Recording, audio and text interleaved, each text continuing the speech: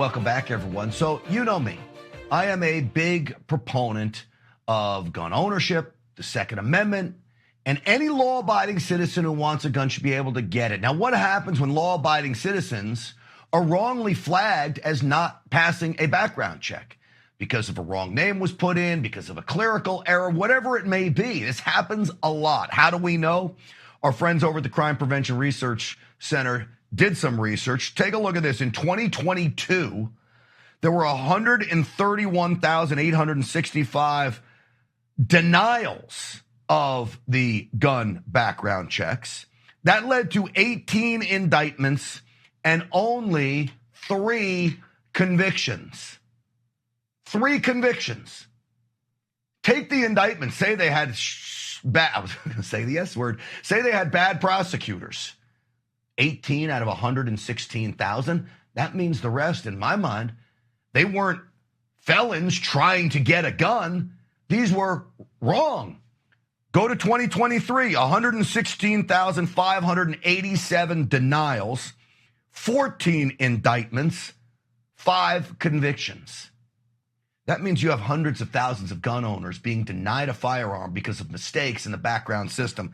I have a problem with that. A guy I'm not a big fan of, Congressman Massey, has a bill to correct it, so I'll give him kudos when he's got a bill up to fix problems that I need fixed. Roll it.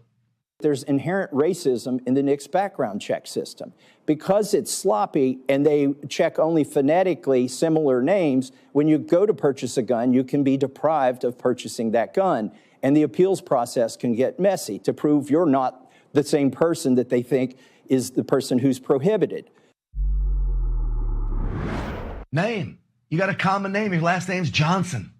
This happens probably all the time. Now, I want to bring in the man who conducted this study, and really I believe it's an eye-opener, the president of the Crime Prevention Research Center, our friend Dr. John Lott. John, welcome back. It's great to talk to you. Thanks for having me on. All right. These are really stunning numbers when you say only 14 indictments, 18 indictments out of hundreds of thousands of denials. What were the other ones? They were all just wrong? You know, you talk to people involved in enforcing these cases, and they'd say they'd love to bring charges against people if they were real cases.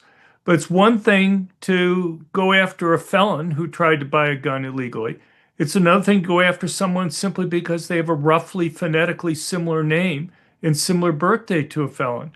And the problem is that, as Massey was correctly pointing out, the mistakes overwhelmingly occur with Hispanic and Black males. 33% of Black males in the United States have felony records. About 18% of Hispanic males have felony records. About 6% of whites, about 1.5% of Asians. Well, Hispanics have names similar to other Hispanics. Blacks tend to have names similar to other blacks. And so you have a law-abiding Black or Hispanic male who wants to go and get a gun to protect himself and his family, and simply because he has a roughly phonetically similar name and similar birthday to somebody who is prohibited, who you do want to stop, they're prevented from being able to go and buy a gun. Now, they can go and appeal, but you're talking about thousands of dollars for them to go and hire a lawyer to go and do that. So you're going to have a lot of middle income and lower income individuals who may want to have a gun, but is it worth $3,000 to them to be able to go and hire a lawyer to navigate the process there? John, there's so many things in this story that I take away, because we in this country do about 15 to 20 million background checks for gun purchases a year. That means you've got only 14, 15, 18 of those each year result in an indictment. You're not stopping many felons. They tell us they stop 5 million felons from getting guns when they add up all of these things, but you're stopping a handful of people, maybe. Right. You know, it's the mistakes. Over 99% of the people who are stopped are mistakes. You know, so criminals may be dumb, but they're not so stupid. What's the percentage of people stopped that's correct? Well, if you look at convictions, you're talking about 0.003% of those who are stopped end up getting convicted. So that's so then I have to ask, I guess, do we need a background check system, or maybe it serves as a deterrent? I don't know if there's any way to prove that, though. Well, undoubtedly makes it a little bit more difficult for criminals to go and get guns. But the problem is that you're making it so that law-abiding citizens who want to be able to go and get a gun to protect themselves and their families, and if my research convinces me of anything, it's the people who need it the most. You're basically talking about poor minorities who live in high-crime urban areas that you're preventing. Now, one thing that's important is just when you look at the low rate that these people are convicted, you have to understand these are like the easiest cases in the world to get a conviction on. You have somebody who signs a form under threat of penalty of perjury that, let's say, they haven't been a felon in jail. Right. They provided an ID to prove who they were when they tried to buy it. And very often it's on video. So, I mean, what are they going to do? Say, well, I forgot I was in prison for 5 years? Is there a defense?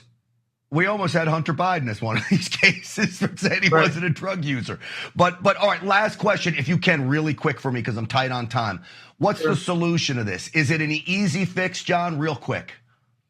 Yeah, I think one easy fix is just to require that the federal government have to meet the same standards for doing background checks that private companies have to meet.